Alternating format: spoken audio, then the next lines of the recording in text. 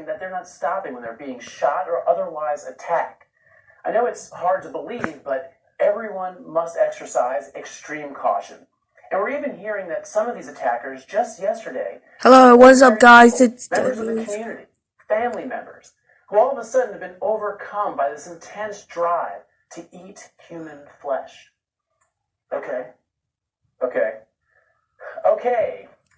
The Pentagon is reportedly saying that this is the result of a biological weapon that was being designed right here in Charleston by a defense contractor known as the Umbrella Corporation. Apparently they were messing around with a strain of the Ebola virus that somehow got out of their underground laboratory, which also explains why anyone who's affected must be quarantined immediately. The only way to stop these people is by destroying the brain or severing the neck. We don't know if there's an antidote or a vaccine and can only hope that one will be coming.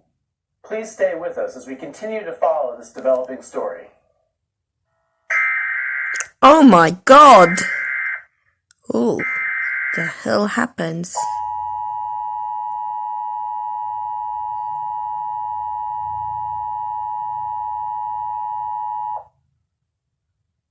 This emergency broadcast has been ordered by the U.S. Department of Civil Defense. An attack on the United States is underway from an unknown nation or source. Citizens are being strongly encouraged to stay indoors and turn off all sources of light. All government agencies and the military are on high alert. It is recommended you take shelter in the lower or uppermost portions of your homes and away from any windows. Continue to shelter in place until an all-clear message is given. This happens.